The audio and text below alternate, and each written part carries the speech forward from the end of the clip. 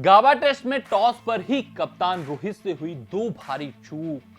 कप्तान रोहित ने प्लेइंग 11 को बनाया खिलवाड़। बात करें गाबा टेस्ट की, यानी कि भारत और ऑस्ट्रेलिया के बीच चल रहे 5 मैचों की टेस्ट श्रृंखला के तीसरे टेस्ट मुकाबले की, तो यहां कप्तान रोहित टॉस जीतते हैं। जब वो टॉस जीतते हैं तो अंदर से ये क्रिकेट प्रशंसकों को महसूस हो जाता है कि 30% मुकाबला भारतीय टीम जीत चुकी है, क्योंकि टेस्ट क्रिकेट में टॉस काफी महत्वपूर्ण होता है और गाबा जैसी पिच पर तो और महत्वपूर्ण हो जाता है। जहां पर चौथे और पांचवें दिन पिच टूटती है तो अक्सर यहां पर जो टॉस जीतने वाला कप्तान होता है पहले बल्लेबाजी का फैसला लेता है, ताकि उनके बल्लेबाज चौथे और पांचवें दिन कम बल्लेबाजी करें और विपक्षी बल्लेबाज ज्यादा बल्लेबाजी करें।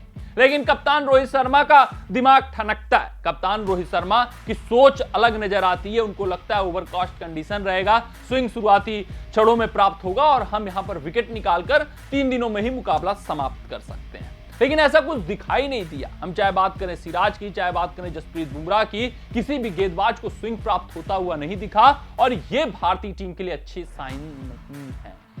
हाँ, अगर ये तीसरे दिन ही मुकाबला समाप्त हो जाता है तो ये ठीक फैसला कहेंगे, लेकिन चौथे और पांचवें दिन मुकाबला चलता है तो भारतीय टीम डिसएडवांटेज में आ चुकी है। कप्तान रोहित शर्मा से टॉस के वक्त भारी चूक हो चुकी है। अगर हम बात करें दूसरे भारी चूक की, तो उन्होंने प्लेइंग 11 के साथ खिलवाड़ कर डाला है। कप्तान रोहित शर्मा जो अक्सर खिलाड़ियों को लॉन्गर रन देने के लिए जाने जाते हैं, कप्तान रोहित शर्मा जो अपने प्लेइंग 11 को स्टेबल रखने के लिए जाने जाते हैं, वो इस वक्त काफी दुविधा में फंसे हुए हैं। उनकी टीम उनकी कप्तानी में लगातार हारती जा रही है, खासकर टेस्ट श्रृंखलाएं, और अपनी सरजमी पर जो उनको हार मिली है उसके कारण अब उनके फैसलों पर संशय होने लगा है। अगर बात करें पिछले श्रृंखला की, तो आपने देखा होगा कि राहुल 2 मुकाबले नहीं चले, वो बाहर हो गए। फिर आपने देखा सिराज नहीं चले 2-3 मुकाबले, वो बाहर हो गए। अब इस टेस्ट श्रृंखला पर आते हैं। यहां पर पहला मुकाबला सुंदर खेलते हैं, फर्स्ट टेस्ट में भारतीय टीम को विजय भी प्राप्त होती है, लेकिन जब एडिलेड टेस्ट में कप्तान रोहित शर्मा आते हैं तो वो सुंदर बाहर हो जाते हैं। हाँ, जो 2 चेंजेस हुए थे, रोहित की वापसी और शुभमन गिल की वापसी, वो स्वाभाविक चेंजेस थे। वो एक्सपेक्टेड नोट पर थे कि वो दोनों आएंगे तो खेलेंगे ही खेलेंगे प्लेइंग 11 में, लेकिन सुंदर का बाहर बैठना ये सबको आश्चर्य कर गया, ये सबको हैरत में डाल दिया, ये सोचने और समझने में डाल दिया कि आखिरकार रोहित शर्मा क्या कुछ करना चाहते हैं। सुंदर न्यूजीलैंड श्रृंखला में छाप छोड़ते हुए नजर आए। उनकी बल्लेबाजी भी, चाहे हम बात करें अश्विन या बात करें जडेजा की, उनसे बेहतर होती हुई नजर आ रही है और उसके अलावा गेंदबाजी में भी वो बहुत बेहतरीन दिख रहे हैं। इतना नहीं है कि काफी वीक लिंक है वो गेंदबाजी में।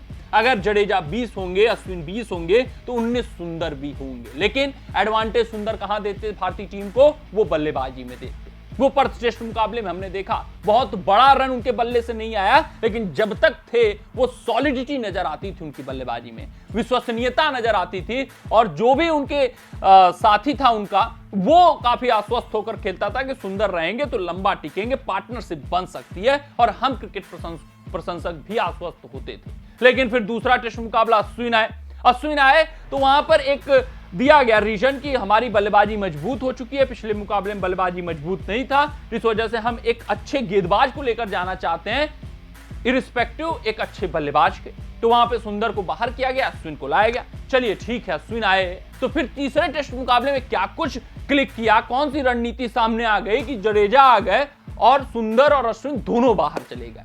ये जो फैसले ले रहे हैं कप्तान रोहित शर्मा, ऐसा लग रहा है कि वो सिर्फ और सिर्फ टिक करना चाहते हैं कि कौन किस दिन काम कर जाए।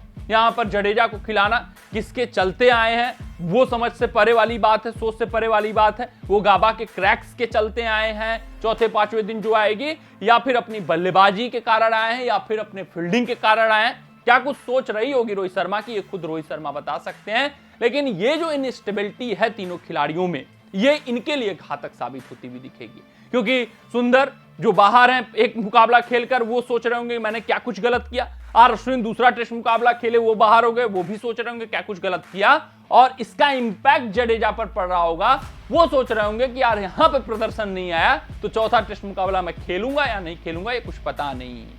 मतलब जडेजा, उनके प्रदर्शन पर भी असर पड़ सकता है। वो प्रेशर में किस तरीके से प्रदर्शन करेंगे देखना दिलचस्प रहेगा। ढहेंगे या बेहतर प्रदर्शन करते हुए नजर आएंगे। अगर बेहतर प्रदर्शन करेंगे तो भारतीय टीम के हित में जाएगा, और प्रेशर में ढह जाएंगे जिसकी उम्मीद ज्यादा है तो ये फिर यही आप कहेंगे कि कप्तान रोहित शर्मा के ये जो फैसले हैं प्लेइंग 11 में जो इनस्टेबिलिटी उन्होंने ला दी है उसके कारण हमारा एक बेहतरीन ऑलराउंडर जो इस श्रृंखला में छाप छोड़ सकता था, चाहे वो सुंदर होते, चाहे अश्विन होते, चाहे जडेजा होते, अगर उनको लॉन्गर मिलता, वो छाप छोड़ते हुए नहीं दिख रहे हैं। वहां पर तीनों को ट्राई करने के चक्कर में काफी कुछ रोहित शर्मा खराब कर चुके हैं। देखना दिलचस्प रहता है कि किस तरीके का प्रदर्शन आता है भारतीय टीम का गाबा टेस्ट में, लेकिन अभी तक तो यही समझ में आ रहा है कि रोहित शर्मा से 2 भारी चूक हो चुकी हैं और ये खामियाजा भुगतते हैं या फिर भारतीय टीम के हित में जाता है। ये सब कुछ गाबा टेस्ट मुकाबला जैसे जैसे आगे बढ़ेगा आपको पता चलता जाएगा। मिलते हैं आपसे अगले रिपोर्ट में, तब तक आप अपना ध्यान दें, सुरक्षित रहें, स्वस्थ रहें, मस्त रहें। जय हिंद, जय भारत।